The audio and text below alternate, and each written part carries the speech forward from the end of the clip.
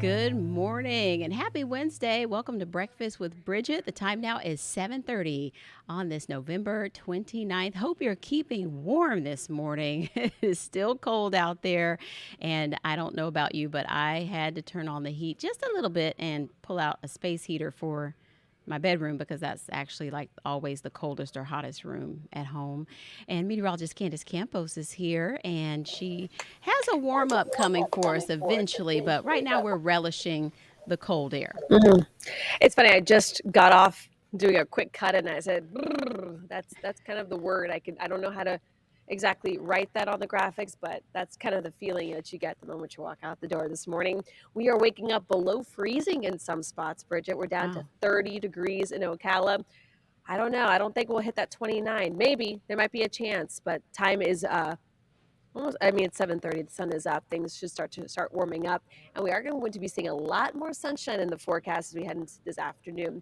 So let's take it to the maps here across the area today. Temperatures again starting off nice. We are looking mostly clear. A lot more sunshine in the forecast. That big old ridge of high pressure you see there moving across the southeast, that will be keeping us on a very dry setup over the next couple of days. All right, as we look here at your temperatures, we're at 48 degrees in downtown Orlando, but we do have a nice north breeze in place. For that reason, it feels like 43 right now in downtown Orlando. Current conditions, again, we are at 30 degrees in Ocala, 37 in the Villages. We are 46 in New Smyrna Beach, 51 in Cocoa Beach, 48 for you guys in Osceola County. Now, for the next 30 minutes, 30 more minutes, we do have a frost advisory in place primarily for Marion County. Now, there will be that chance of seeing a little bit of frost across northern Lake and Sumter County, and even as far south as northern Seminole. It's not going to be anything that will impede traffic or anything, but don't be surprised if maybe some of your lawns, maybe some of the grass in some of those sheltered areas that don't see a lot of sunshine for the next few hours could have a little bit of frost out there. Comparing it to 24 hours ago, it is much colder in areas like the Villages, Ocala, running about 10 to 15 degrees colder this morning than yesterday. But then the difference will be is we are seeing a lot more sunshine today, which is why temperatures will be warming up back into the mid to upper 60s across Central Florida. That is a little warmer than yesterday, where we didn't see any sunshine out there. So as we take you here hour by hour, so you can kind of plan out your day. 66 again will be your high in Orlando, a little cooler the further north you go. I'm going to call it pleasantly cool. We have that sunshine and we're making things feel very nice. I got a little Christmas tree forecast. I've got a little roller coaster there because these roller coaster temperatures will continue. We'll be in the 60s today as we head into your Wednesday afternoon. We are climbing up to the 80s by the weekend, and another front expected to move in by early next week. But Bridget, we've got a very important night ahead of us, the tree lighting celebration Friday night at Lake Eola. Temperatures by the lighting between about 7 and 8 o'clock will be in the mid 60s. So it still will be comfortable. We're not talking about record-breaking temperatures, but it looks like that cold air is on its way out. We are bringing back those 80s Saturday and Sunday. Also bringing back a slight chance of rain, a little more on Monday ahead of our next front. That could be dropping our temperatures back into low 70s come Tuesday and Wednesday. But, beautiful start to the day. Chilly for sure, so making sure you got the layers on. You might need the sweater or two later on this afternoon, and we'll still be in the 60s, and then we'll be back into the 80s before we'll be back to flip-flops by the weekend. Right. Yeah. It's a nice little way to, help us feel more in the holiday spirit as we Oh, for get sure. the decorations done. And I love the graphics, Candace. I see you added the Christmas tree on Friday to I the did, I seven day. did. We I did. love that. And I updated a theme parks graphic because the theme parks look so different right now than Right. they do normally throughout the year. So we have our producer, our producer and our newsletter producer, Landon McReynolds. He is our theme parks extraordinaire. He sent us all these great photos that he takes every time he goes. So we love the photos. And speaking of photos, don't forget to pin it. You got some frost on your windshield. You got something you want to show us. Don't forget to pin it on our new 6 Pinpoint Weather app. Clickorlando.com. We'd love to see it. When you talk about the vegetation too, I was thinking Hmm. about, some of those plants like the poinsettias and things like that, but I'm not sure if Yes. the frost gets to those or not. Yeah, the poinsettias do get are impacted. They're pretty sensitive to the frost. I know firsthand Hmm. experience a couple years ago. So I mean, at this point in time, it's a little too late to bring in the Right. the plants. But we are looking at a potential for more frost in the forecast for Marion County again tonight and into Hmm. tomorrow. So if your plants survive today, you might want to bring them in if you can, or cover them up. Keep them nice and warm though tonight. All right. Sounds good. Thank you, Candace. You're welcome. See you soon. And we want to get over to Trooper Steve. This has been a very, very busy traffic morning. Things got very complicated right around 7 a.m., just before the end of the morning news. And he is standing by this morning with the latest on that, plus much more. And there you are. Good morning. Hey guys. Hey, good morning, Bridget. How are you? Well, I'm great. How are you? What's open? What's closed? What's going on? Yeah, this happened out of nowhere, like most crashes do, but it started as just a shoulder crash on I-4, but was quickly upgraded to a fatal crash. And now Mm. FHP has gone down and shut it down Oh. completely. So if you want to pull up the DOT cam, we can go right to it, and I can show you what exactly is happening. So this is going to be the westbound lane of I-4 from Volusia County. So if you live out anywhere east of Dirksen, so what do I mean by that? I mean DeLand, Enterprise. Well, Enterprise is a little west, but DeLand, anything close to State Road 44, even out in the Volusia County area, deeper Daytona Beach. If you make your way towards Seminole County, this is going to affect you. Period. Mm. No questions asked. If you normally take I-4 and you cross over the Lake Monroe area, it's just not going to happen this morning. So all the traffic there you're watching on a live DOT cam is being pushed on to Dirksen. So what's going to happen is from Dirksen, you'll exit from that area and you'll have to travel west on Dirksen. But look how bad this traffic is already, and US 17 already backed up. Take a little further zoom in here. Eastbound Dirksen to I-4 West is what I've graphed here.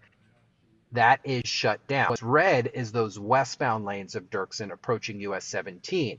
All traffic is headed that way. This area is not designed to take on this traffic. So if you live out in the Dirksen area, you got to be a little prepared for it, because if you're taking US 17 down towards Valdez and then connecting into Sanford, you are going to see some extreme delays this morning. We've experienced with fatal crashes due to our roadways. This is going to be several hours of delays out there. So please be cautious of that. But this is the silver lining. Hear me out. I know this isn't the best situation, but what it's going to do to other traffic in Lake Mary, Seminole County, as you make your way towards Orlando, it has completely made it a different story. Lake Mary Boulevard to Colonial, 15 minutes. This should be a 25-minute drive in the morning, but because of that bottleneck that's happening in Volusia County, it's pretty much cleared us up. The rest of us moving smooth through the Orange County and Metro Orlando area. I do have two crashes kind of close to each other. One here at John Young Parkway northbound at OBT, and then another one at OBT and Silver Star. You can see both of those causing some minor delays, so please be careful this morning. Outside of that, look at us. 434, Forest City, even out towards Winter Park and Goldenrod area, not tracking any problems out there. Pretty much smooth. Earlier, we had some issues. Overnight, we're going to see our construction, but outside of that, the only thing I am currently watching is that major crash out on I-4 that has the westbound lanes shut down. And Bridget, this is going to be Hmm. closed probably for another 2 to 3 hours. Yeah, I mean that is such a big inconvenience for a lot of the folks who commute in from Orange City and DeBerry, Deltona, right through there. It's like it's going to Yep. be a big delay this morning for them, but hopefully they can Yeah, safely and I get where they didn't need want to to. go. I didn't. I kind of did an update on Instagram, and I had to stop myself because it's like, look, all of these things are avoidable. This was a single vehicle rollover crash from what I'm looking, and an occupant was ejected and killed. Mm. If I being a crash investigator, I don't want to desensitize myself to it, Hmm. but wearing our seatbelts increases our Hmm. chance for survival under any circumstance, including a high speed crash. And I do believe not wearing your seatbelt can result to some serious injury and death. So if you're watching us this morning and we're talking about this fatal crash, please just remind yourself, wear your seatbelt. I'm in a Hmm. parking lot, so everyone relax. But always wear that. Make sure your occupants are belted too, because This is the stuff I hate reporting on, Bridgett. I know you don't Hmm. like seeing it either. Right, right. And you just never know. A lot of times it could be just a quick trip. You think, oh, I'm just going around the corner, but some of the worst crashes, like happen really close to home or really close to the destination.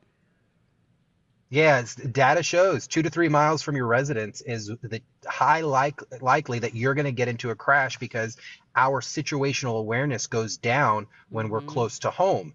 And that is not the time to do that. The problem is we're concerned about what we're doing. We need to be Hmm. overly concerned about what's going on around us and those other Hmm. drivers. So, out and about, the next couple of weeks, I call the fog because we enter into the Thanksgiving season, then 2 or 3 weeks, then all of a sudden we're into Christmas and other Hmm. holiday celebrations. And people kind of get into this fog and forget that things can happen during this time. Even Hmm. though work and school is like on and off, the danger is always present out on the roadway. And Right. More this parties. sucks. And I know, yeah, and this is Hmm. just avoidable. So if you're out there today and you have to hit I-4, I'm saying about a 30 minutes extra just because this delay is going to linger and cause some Hmm. major backups. Yeah, that is sad. Like you said, a life probably could have been saved maybe if that person had had their seatbelt on. Now you will be heading out on patrol a little later today with Candace, talking about some weather-related traffic things. In the traffic world, so many things influence what I do and what I preach. And one of those things is how often do you drivers go out to their car and the weather changed and all of a sudden their tire pressure gauge light Hmm. is blinking at you and you're like, why is this always happening during the cold weather?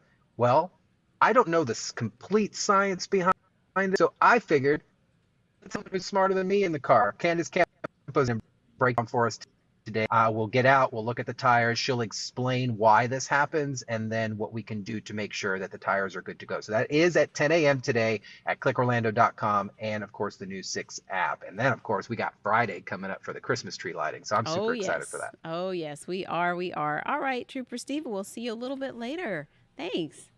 Okay, bye. Bye.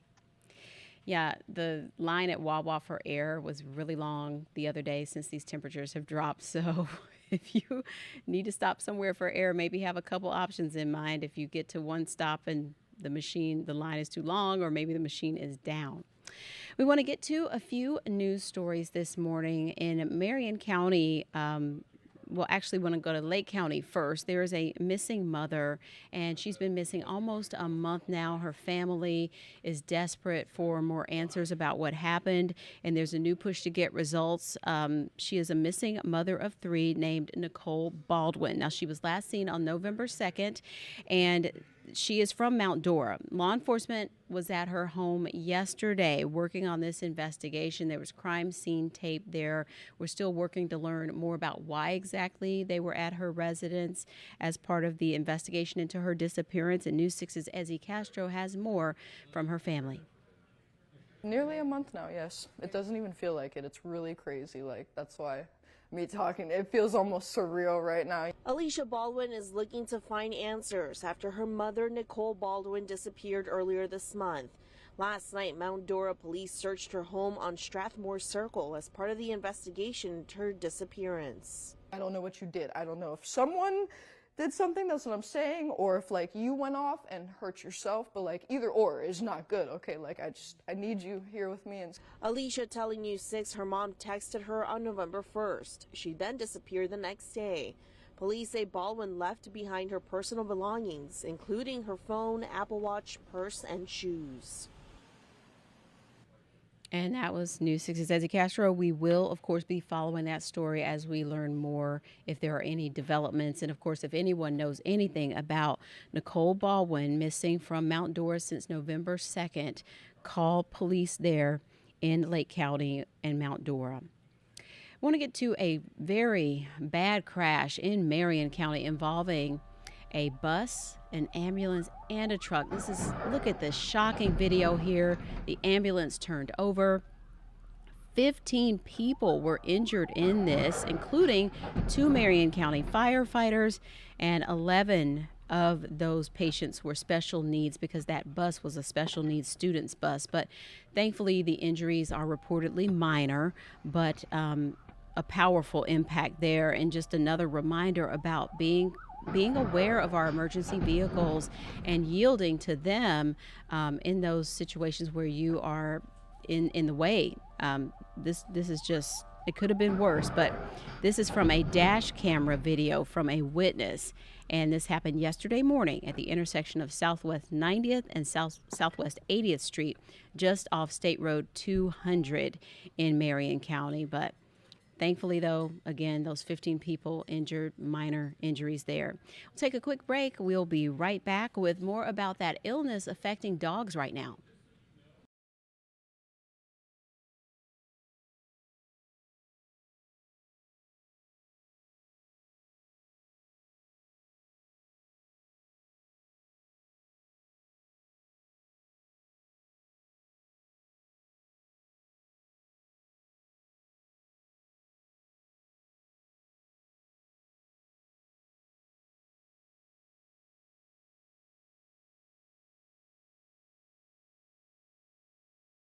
Has been going around. Maybe you've heard about it if you're a pet owner. And this is basically an update to a story we brought you a few days ago. This is a mysterious respiratory illness, and it's causing dogs to have some complications when it comes to your options for boarding or taking them to, a pet daycare for the day, or even grooming, because the business owners are watching out for these symptoms and basically sending these pets home, because it's similar to like when you have a child that's sick and you have to come get them from daycare or from school. So News 6's Emily McLeod has more on what's happening around this dog illness and what people are doing to try to keep other dogs from getting sick.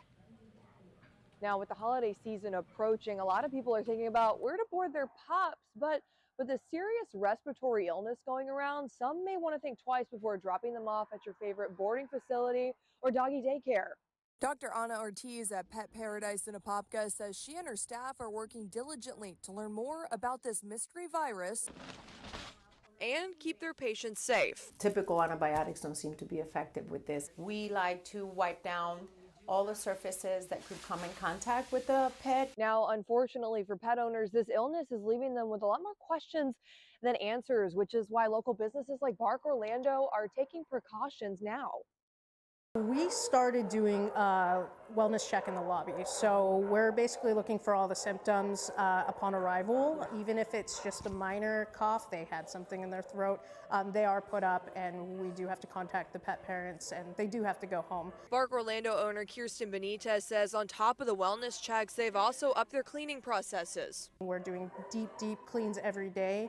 Before we were, setting those aside for a certain days of the week, but now it's every day, deep clean over and over. We're doing our best. I mean, it's scary for a lot of the business owners. In Orange County, Emily McLeod, Getting Results, News 6.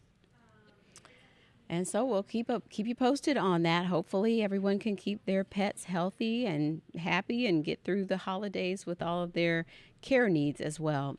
It was Giving Tuesday yesterday, and we want to thank all the viewers out there. You really got results yesterday for the Angel Tree. We had that big phone bank, and we have thousands of children and seniors hoping to have a brighter Christmas. And thanks to your generosity, the Salvation Army will be able to take care of all those forgotten and lost angels from the Angel Tree. There are 6,000 children and seniors they're hoping to give gifts to this year. And so yesterday, during Giving Tuesday, the phone bank, combined with matching donations, raised $239,000, $239,605. So this is just outstanding, and it includes a $100,000 donation from Light Orlando, a charity here in Central Florida, Getting Results. So it's still not too late to get an angel. You can go to participating Chick-fil-A's, the mall at Millennia,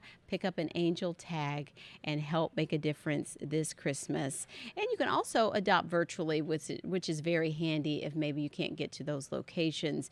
Just go onto their website, and they have a way for you to adopt an angel and shop right there from your computer. And we also have all the details for you at clickorlando.com/angeltree. And before we go today, we want to remind you to join us Friday at Lake Eola. We have a very special tree lighting program that we always do. The morning crew will be there along with officials from the city of Orlando. And there will also be the Orlando City Choir and just some great local dance performers there as well. So the Christmas program is at 7. The tree lighting countdown starts at 8 p.m. So get there before 8 so you can see the countdown. But this tree is amazing. I'll be there with Crystal, Candace, and Steve. Now, all the music performances start at 5:30 with local students and bands from some of the schools. And then again, that tree lighting starting at 8 p.m. And we'll also stream that for you on clickorlando.com if you can't make it to downtown Orlando on Friday night. So hope to see you there if you can make it, though. It's always a wonderful time. And Candace is, forecasting warmer air. So we should be in the, 60s at the coldest around that tree lighting time on Friday. So you can also let us know what you'd like to see on Breakfast with Bridgett. You can email us at bwb@wkmg.com or write the whole thing out, Breakfast with Bridgett, that's bridge with 2 T's, at wkmg.com. I'd love to hear from you. Maybe you have an idea of someone we should feature on Breakfast with Bridgett, someone you'd like to call in, or maybe there's a community event or something that you'd like to help spread the word about or create awareness. So just let us know. We'd love to hear from you. And we'll be back tomorrow morning at 7:30. Make it a great day.